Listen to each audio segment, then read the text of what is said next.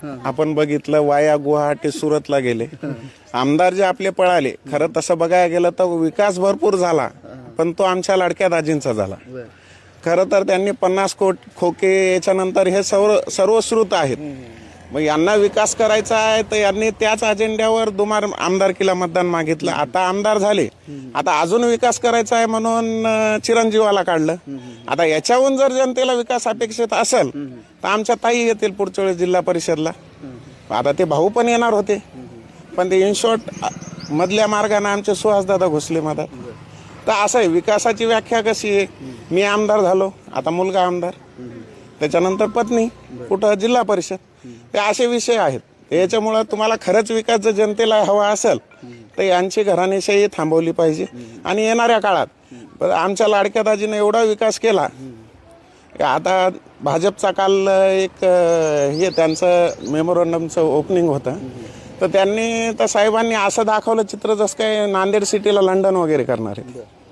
म्हणजे बाहेरच्या धर्तीवर, इंदोरच्या धर्तीवर नांदेड महानगरपालिकेचा विकास. आता साहेब विसरले, तुम्ही जाऊन कदाचित एखादा चिमटा घेऊन या. कारण अगोदरची महानगरपालिका ही चव्हाण साहेबांकडेच होती आणि ते स्पष्ट बहुमताने होती. आणि काँग्रेस इथलंच नाही, मराठवाड्यातलं कोण चालवत गेलं? अशोक चव्हाण. आता चव्हाण साहेबांना यांच्याहून जर उपर अनेक विकास करायचा असेल तर परत एकदा महानगरपालिका द्या. आणि ते सामान्य प्रश्न तुम्हाला सांगतो, कचऱ्याचा प्रश्न आणि स्वच्छतागृहाचा विषय काढला. साहेब पूर्ण तुम्ही टोटल 20च्या 20 वार्ड फिरा, स्वच्छतागृहाची कुठेही तीच अवेल नाही. महिलांचा प्रश्न तोच, पुरुषांना कुठं जायचं असेल तरी तीच अडचण. आणि हे सामान्य प्रश्न जर सुटत नसतील तर यांना वारंवार सत्ता कशाला हवी? ते यांचा प्रायव्हेट विकास करेल. तुम्ही देखील शिवसैनिक आहात, ते देखील शिवसैनिक आहेत. कोणाची शिवसेना खरी? शिवसेना तर जनता ठरवेल येणाऱ्या काळात. आता यांची सत्ता आहे तर यांच्याच मनासारखं चाललंय. आता अगोदर माहोल झाला, जिल्हा परिषदेच्या होतील, यांच्या मनात आलं ठीक आहे बाबा, पैसे नाही पोहोचले, कुठले पोहोचले? घरात पाणी गेलेले पैसे पोहोचले कोणाच्या खात्यावर? शहरातल्या. मग महानगरपालिका लागल्या. आता येणाऱ्या काळात जिल्हा परिषद पुढे ढकलल्या. असं यांचा अजेंडा कुठला आहे की पैसे टाका आणि निवडणुका करून घ्या. माझं तर निवडणूक आयोगाला स्पष्ट म्हणणं आहे की लाडक्या बहिणीचे वगैरे पैसे देणं म्हणजे एक प्रकारे आमिष आहे. हे आमिष देणं आणि तुम्ही लिगली अकाउंटमध्ये पैसे टाकून तुम्ही प्रचार करताय. आमचं तर स्पष्ट म्हणणं आहे. तुमचे लाडके दाजी, तुम्ही जे म्हणतात लाडके दाजी, ते म्हणतात की तुम्ही आमच्या प्रभागात फिरा, जनता आम्ही खूप कामं केलेत, आमचं काम बोलते म्हणतात. तुम्ही फिरा ना, फिरा. नाकाला न रुमाल लावता जर फिरता आलं, ते बी आमच्या आदरणीय दाजीच्या प्रभाग क्रमांक 1 मध्ये, तर आम्ही ऑस्कर देऊ. हेच शिवसैनिक होते. याच्यातले प्रत्येकाचे चेहरे दाखवा तुम्ही. हेच शिवसैनिक होते. आमच्या लाडक्या दाजीला आम्ही नगरसेवक केलं.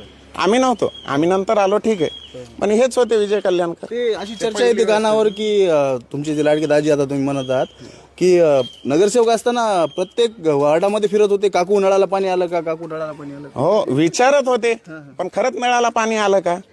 आता तुम्ही कालही बाईट केल्या, कालही एका उमेदवारानं काँग्रेसच्या काय सांगलं, 3 दिवसाला पाणी येते. आज आमच्याही उद्धव साहेबांच्या शिवसेनेच्या उमेदवारांनी काय सांगलं, 3 दिवसाला पाणी येते. मग नुसतं विचारून काय होणार आहे? तुम्ही विचारला म्हणजे विकास झाला का?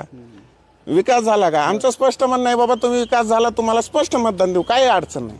आता कसं आहे, विकास करायचा आहे ना, अजून विकास करायचा आहे. तर आमच्या लाडक्या दाजीनं 2 दाजी आहेत, एक दाजी आमदार, दुसरे दाजी जिल्हा प्रमुख. त्या दोघांनाही अतिविकास करायचा आहे. म्हणजे दोघांनीही दोघांची मुलं बाहेर काढली, म्हणजे जनतेचा फुलटो विकास. म्हणजे स्पष्ट त्यांचं धोरण असं आहे की आम्ही झालो, आम्ही थकलो, आता आमची मुलं येणार, मुलं विकास करणार. आणि कामं काय? 1857ची तीच जुनी कामं, नळ, रस्ता, पाणी, हे कधी सुधारणार? सामान्य जनतेचे प्रश्न कुठले आहेत? हे तुमचे अन्न, वस्त्र, निवारा, तसंच आहे, आपण वाचतो लहानपणापासून. तेच अडचणी. मुलांना फिरायला जागा नाहीत, शाळेंची अवस्था बंदच पडत आल्या, तर म्हणजे कुठलेच नाही. हे समोर बघा शाळेचे, म्हणजे शाळेंना उपलब्ध ग्राउंड नाहीत आणि कचऱ्याचा प्रश्न आहे. अशा प्रत्येक अडचणी. आणि अगोदर कसं आहे, आमच्या दाजीला नगरसेवक केलं, ते फिरतात, फिरांची खूप सवय, त्याच्यामुळे त्यांना अजून विकास करायचा याच्यावर. तो 2दा आमदार झाले, आता एकदा मुलगा आमदार झाला की महापौर वगैरे करतील, मग त्याच्यानंतर जिल्हा प्रमुखाचा येईल, त्यांना स्थायी समिती, मग त्याच्यानंतर तुम्ही विकास फक्त बघा. मग ते तसंच आहे. आता लोकांना, जनतेना भांडणं दाखवायची.